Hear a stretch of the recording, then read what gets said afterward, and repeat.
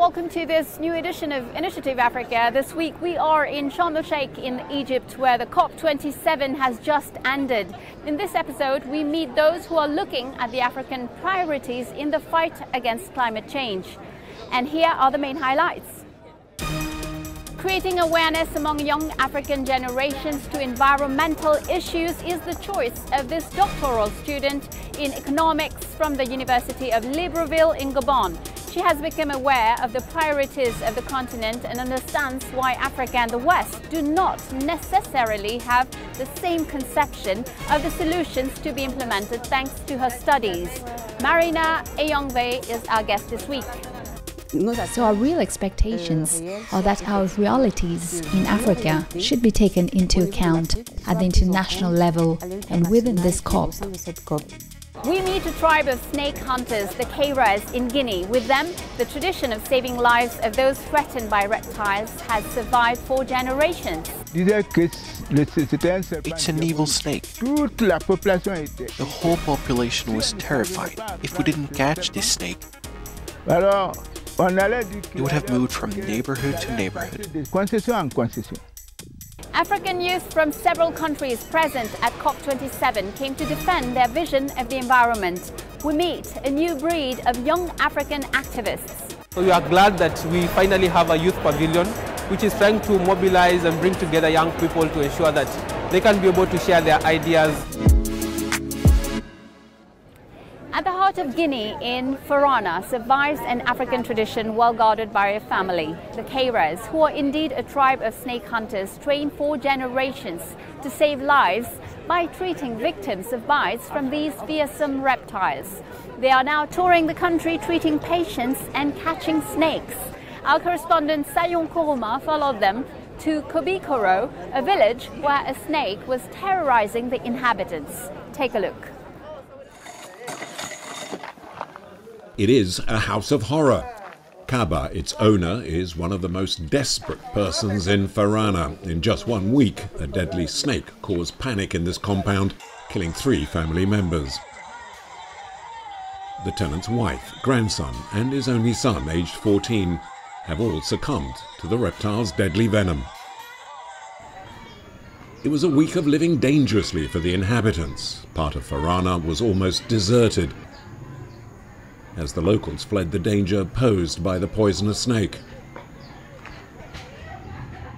It's an evil snake. The whole population was terrified. If we didn't catch this snake, it would have moved from neighborhood to neighborhood.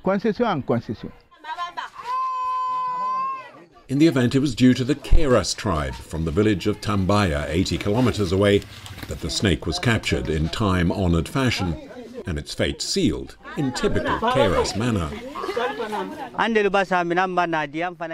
When we catch the snake, we put it in a sacred water. We rub it, then it dies on its own. This is by no means an isolated case. Every year in Farana and nearby towns, the Keiras cast their spell over hundreds of the deadly reptiles. The tribe calls itself the Masters of Snakes. They are expert hunters and use their bare hands to capture the reptiles. It's a profession that has made the Keiras national celebrities, not just by catching snakes, but also by their ability to treat the reptiles' bites. The cure is a jealously guarded family secret dating back thousands of years. I've been doing this for 60 years. I can't even work in the fields. Whenever I go there to work, I get a call that people have come because of snake bites. You've seen all those injured by snake bites. My job is to treat them. Without needing to search for the reptiles, the seemingly natural ability to flush out the most dangerous snakes would seem to be a gift from above, helping save lives in Guinea and the sub-region. The father of 26 offspring shows off his collection of correspondence from all over the world. Sierra Leone, Cote d'Ivoire, Liberia, and Mali. I served in all these countries. Here is a request from Sierra Leone. This is their stamp. I have traveled to all these countries in the same capacity. Today, I'm finally close to retirement. He says he's tired now and leaves it to his children to take over. Members of the tribe pass on the knowledge from one generation to the next in this area that has the highest number of snakebite deaths in the country. But Keiras claims 24,000 lives have been saved. And the techniques taught are used to good effect in treating snake bites. This group are all victims of the reptiles. Among them is a 12-year-old girl who showed up in the village still suffering from the effects of a snake bite 8 years earlier.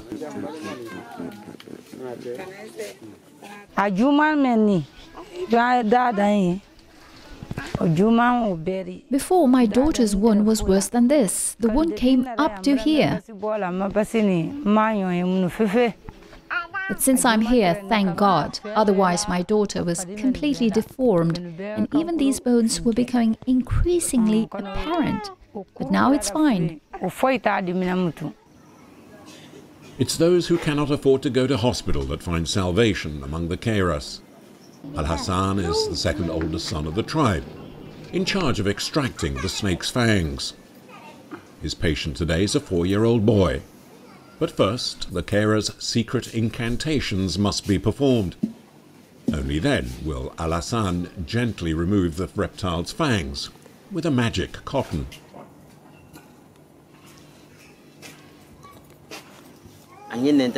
These are snake hooks that I have in my hand, and these healers don't ask us for millions or motorbikes. Nothing at all. You give what you can. Al-Hassan will treat the boy with a paste of medicinal plants ground down using a pestle and mortar. The treatment can also be used by farmers who risk being bitten in their fields. In case of a snake bite, you give this decoction to the victims. If you are doubting, you put this medicine in the water, then you throw it a little bit over here and over there. The snake will not come to that spot anymore, thanks to this medicine. Once the reptiles have been made safe, they are kept in these boxes. The manner of extracting the cure from plants is a real revolution in traditional medicine and is now saving lives. And through their ancestral profession, the Keiras have also been able to make a living. She's one of the leaders of French-speaking student clubs, a new associative network founded last month in Cairo by the Agence Universitaire de la Francophonie. Marina Eyang Mve is a doctoral student in economics, passionate about defending the environment. And she decided to found a club to raise awareness among Gabonese youth about these fundamental issues. She shared her vision and hopes with Laurent Sestras and Nicolas Marjoran. Hello, you are a PhD student in economics. You come from Libreville. This is the first time that Africa is hosting the COP in Egypt. What do you expect from the COP? Merci. De cette COP, Thank you. From this COP, African and Gabonese youth in particular, we really expect that problems concerning the environment and its stakes at the level of our countries, our states, concernant l'environnement et ces enjeux au niveau de nos pays, de nos États, soient pris en compte. Parce que habituellement, will be taken into account, because usually problems are raised abroad by the Western countries, and we don't necessarily have the same problems. So our real expectations are that our realities in Africa should be taken into account at the international level and within this COP. With more African solutions? With more African solutions, indeed. You studied economics. When did you first become interested in the environment? My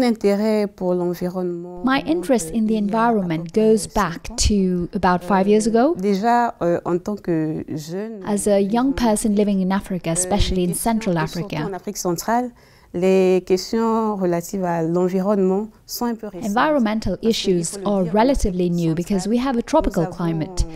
Un climat tropical, donc nous ne sommes pas directement impactés par So we are not directly impacted or vulnerable to climate change. Nous ne sommes pas vulnérables en tant que tels au changement climatique. Il y a d'autres régions. In other regions, this vulnerability is felt in terms of drought and soil degradation. Des sols. Donc cette question est un peu nouvelle This issue is a bit new and interests us a bit more because we are major players in, not reduction, but the limitation of environmental degradation and carbon absorption issues. Dans les questions d'absorption de carbone, nous sommes des acteurs majeurs, d'où we are major players, hence the interest in recent years for the youth of Central Africa, of the Congo Basin region, to try to take ownership of environmental issues to make better decisions and to predict the future better, because we are the future decision makers of tomorrow, and we need to know how to manage our nations and our states and resources to maintain a certain balance in the ecosystem. Is it economics that led you towards the environmental issues? Economics brought me to the environment because my first contact with environmental issues came from my economics studies, because in the economics program we have subjects and specialties linked to the environment. My first contact with these issues came from my training in economics, but also today, and even more so from the research center to which I belong, which is the Center for Public Economics, which deals with public policy issues, and in particular issues related to the environment and poverty. You mentioned poverty and the environment. What are the major challenges for Gabon in this fight against climate change and the environment? Thank you. The major environmental challenges, and above all those directly linked to poverty, are indigenous populations' constraints in conserving our forests.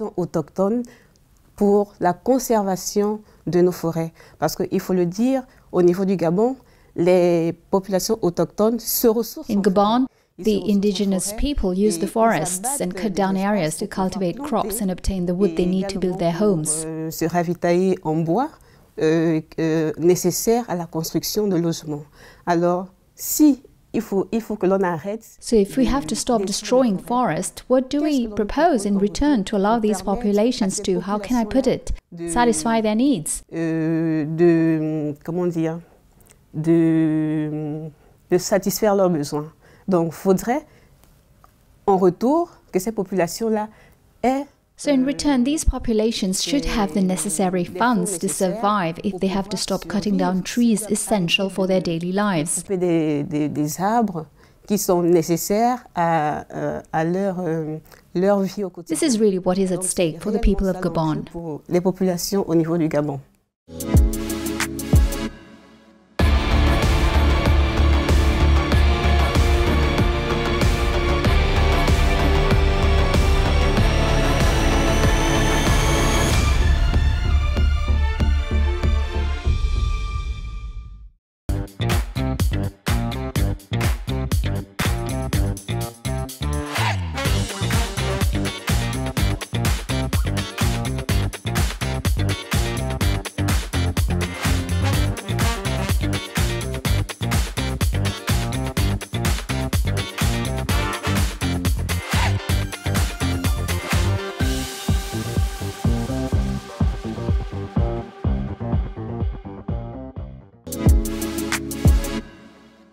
Welcome to the second part of Initiative Africa from Sharm el-Sheikh, where the COP27 is ending.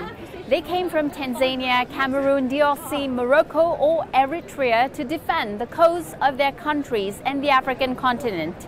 I went to meet these young people from Africa who traveled to Sharm el-Sheikh to express their thoughts about the climate emergency and their hopes for change. Unsurprisingly, the greatest wish of these young people committed to the environment is that the promises made over the previous COPs will finally be followed by concrete actions. Let's listen to them. World leaders, climate scientists, policymakers or NGOs weren't the only ones who gathered in Sharm el-Sheikh, Egypt for the latest UN Climate Summit, COP27. Children and the youth flocked to the conference venue, all eager to participate in the discussions about the urgent need to decarbonize high-emitting industries, adaptation strategies for climate-resilient agriculture, loss and damage compensation, but also transparency to build mutual trust and accountability. The first ever Children and Youth Pavilion reflected this exceptional strong presence. So we are glad that we finally have a youth pavilion which is trying to mobilize and bring together young people to ensure that they can be able to share their ideas, exchange knowledge, and enhance their capacity to effectively influence policies and action during this COP. Led by the youth for the youth, the Children and Youth Pavilion has been set up to amplify the voices of young people and drive action on global climate policies vital to securing their future. The program of events has been co-created by a team of young people, supported by some of the world's leading youth networks and NGOs. The aim is to bring together young activists like Bonaventure Bondo Kikangala, who came all the way from the Democratic Republic of Congo. I am a climate activist, and I am the national coordinator of an association called Youth Movement for the Protection of the Environment, an association in Congo which fights against climate change through the sensitization of the population, especially the youth. Other young climate activists like Christelle Leslie Sil-Sikana, a Cameroonian based in Brussels, or Rukia Abdi from Kenya, as well as Frederick Binamungu Simon from neighboring Tanzania, came all the way to Sharm el-Sheikh to be part of the discussions. I'm here at COP because I know what it feels like to be affected by climate change. My community are suffering back at home, and I'm here to be at the table where decisions are made to represent the voices of youth in the global south and those coming from the marginalized communities who are affected by climate change. I'm here to represent the Yongo, so the youth constituency for UNFCCC, but also my organization, which is a civil society organization based in Brussels, which is called 1.2 Diaries, which is an organization who's advocating for the global south voices. But I'm also representing my own country, which is Cameroon. I'm here to discover, I'm here to make new connection, I'm here to find myself on climatic actions. And now I think we don't need more talks, we need action. So I'm here to force out people to come up with tentative actions, no more policies, no more rise. Many were disappointed by the lack of implementations from the previous COPs. And it was not just the case of the youth. Development institutions working on sustainable projects and initiatives with the youth also shared their regrets. Well, actually, it's obvious that it's a disappointment. Based on the Paris Agreement, the COP, the previous COP in Glasgow, it's obvious that we have failed somewhere. We need to do things concretely, and the question of how do we deal with our planet, do we consider it as our own property, or do we consider it that it has just been lent to us and we have to send it to give it back as a legacy to the next generation? It's based on that the West African Development Bank, BOAD, is currently processing and working.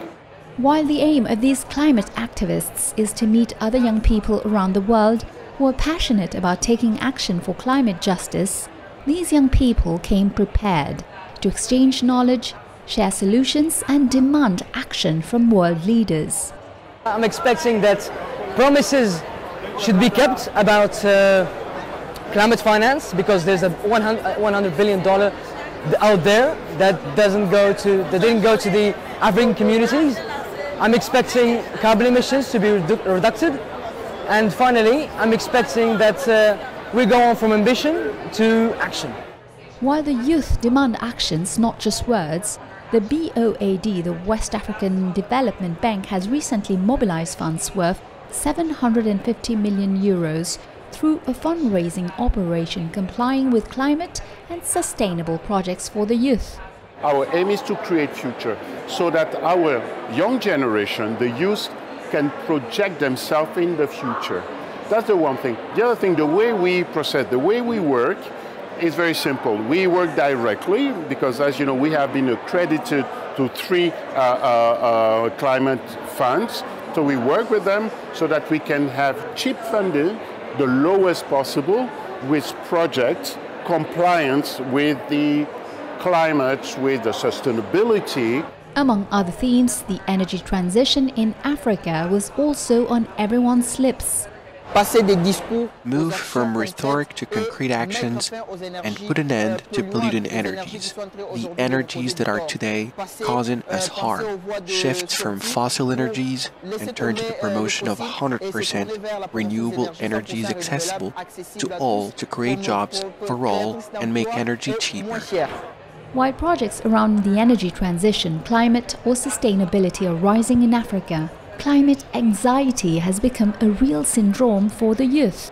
A recent global survey by polling company Keiras has shown that immediate government inaction on climate issues is inextricably linked to eco-anxiety in people under the age of 25.